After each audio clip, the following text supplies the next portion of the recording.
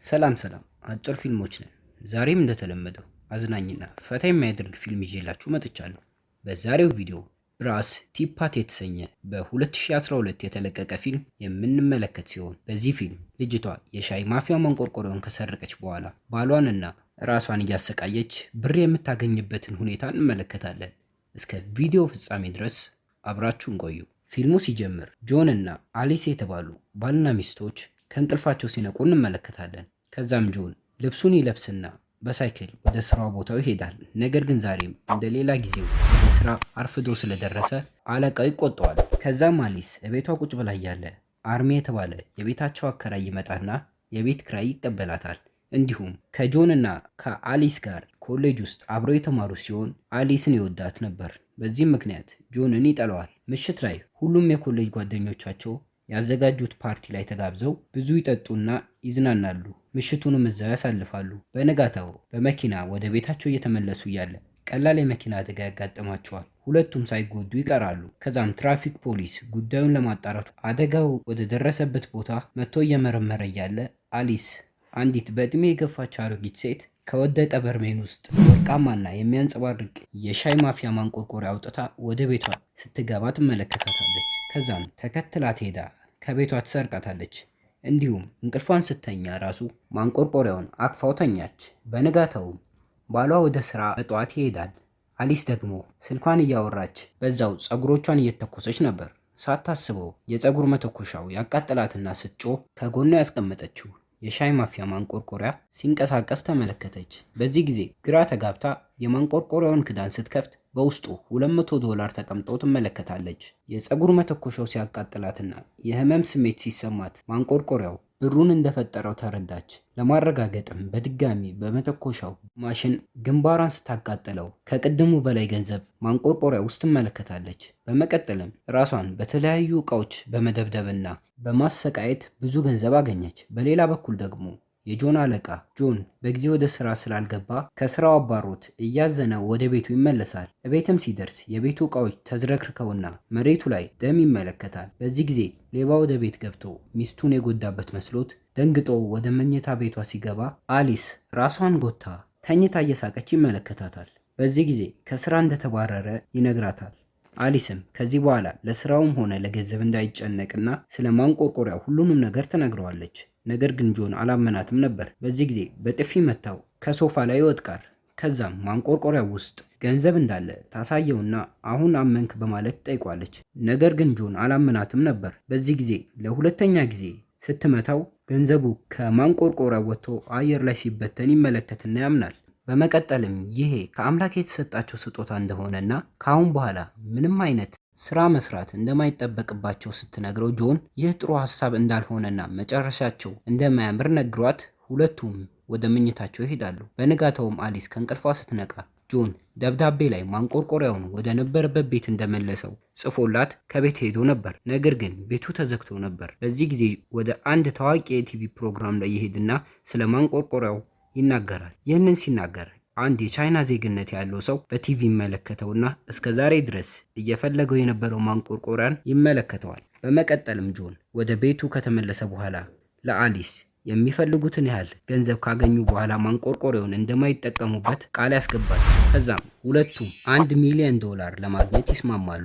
ራሳቸውንም እየጎዱ ገንዘብ ማሰባሰብ ጀመሩ። አንድ ቀን የቤታቸውን በር ሁለት መንትያ ወንድማማቾች ያንኳኩታል። አሊስም ማንቆርቆሪያውን ደበቀችውና በሩን ጆን ከፈተው። ሰዎቹም ጆንን ደብድበውት ወደ ውስጥ ይገቡና ማንቆርቆሪያው የሴት አያታቸው እንደነበር እንዲሁም አሁን እሷ ስለሞተች ሊወስዱት ስለመጡ ማንቆርቆሪያውን እንድትሰጣቸው ለአሊስ ይጠይቋታል። ነገር ግን አሊስ ማንቆርቆሪያውን ተሰርቀናል፣ ባይሆን ገንዘብ እንስጣችሁ በማለት ዋሽታቸው ገንዘቡን ሰጥታቸው ከቤት ታስወጣቸዋለች። በዚህ ጊዜ ጆን ስለ ማንቆርቆሪያው ምንነት ማጣራት እንዳለባቸው ነግሯት ወደ ላይብረሪ የሄዱና አንድ መጽሐፍ አግኝተው ማጣራት ሲጀምሩ ማንቆርቆሪያው ከ2000 ዓመታት በላይ እንዳስቆጠረና በዚህ ማንቆርቆሪያ ምክንያት የብዙ ንጹሃን ህይወት እንዳለፈ ተጽፎ ስትመለከት ጆን እንዳያየው ከመጽሐፉ ላይ ይህንን ፔጅ ገንጥላ ወደ ቦርሳዋ ትከተዋለች። በመቀጠልም ህልማቸውን ለማሳካት ቅንጡ ቤት፣ መኪና፣ ጌጣጌጦች ይገዛሉ።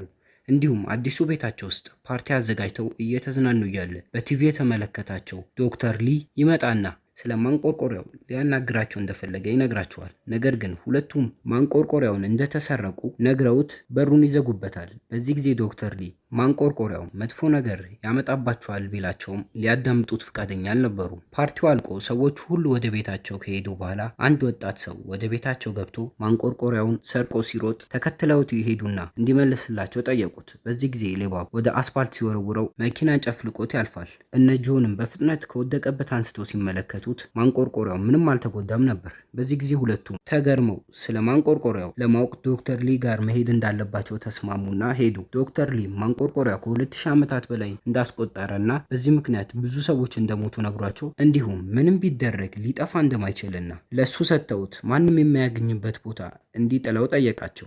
ነገር ግን አሊሳ በሀሳቡ አልተስማማችም ነበር። ስለዚህ ወደ ቤታቸው ከነ ማንቆርቆሪያው ተመለሱ። ማታ ሁለቱም ተኝተው እያለ ሌባ ቤታቸው ገብቶ ሲያንኮሻኩሽ ይሰሙና ከእንቅልፋቸው ተነስተው ሲመለከቱ ሌቦቹ ሁለቱ መንትያ ወንድማማቾች ነበሩ። በእጃቸውም እነ ጆን ከማንቆርቆሪያው የሰበሰቡትን ብር በፌስታል አድርገው ይዘውት ነበር። በዚህ ጊዜ ጆን ማንቆርቆሪያው እኛ ጋር እንዳለ ካወቃችሁ ለምን ባለፈው ገንዘብ ከምትመርጡ ማንቆርቆሪያውን አልወሰዳችሁም ብሎ ሲጠይቃቸው በማንቆርቆሪያ ውስጥ ያለውን ኃይል ስለፈራ ነው ብለው ይመልሱለታል። በዚህ ጊዜ ሁለቱም ተናደው ከሌቦቹ ጋር ጸብ ፈጠሩ። ነገር ግን ሌቦቹ ደብድቧቸው ብሩን ይዘው ሄዱ። በንጋታውም እንደ አዲስ ገንዘብ መሰብሰብ ጀመሩ። ነገር ግን እንደ ሌላ ጊዜው ብዙ ገንዘብ ማግኘት አልቻሉም። በዚህ ጊዜ ጆን ማንቆርቆሪያውን በደንብ እየተጠቀሙት በመጡ ቁጥር የሚያገኙት ገንዘብ እየቀነሰ እንደሚመጣ አስተዋለ። በመቀጠልም አሊስ መንገድ ላይ ማንቆርቆሪያውን በቦርሳዋ ይዛ ቁጭ ብላ ነበር። እንደ ድንገት አንድ ታዳጊ ስኬትቦርድ እየነዳ እያለ ይወድቃል። በዚህ ጊዜ ማንቆርቆሪያው ገንዘብ እንዳመነጨ ትመለከትና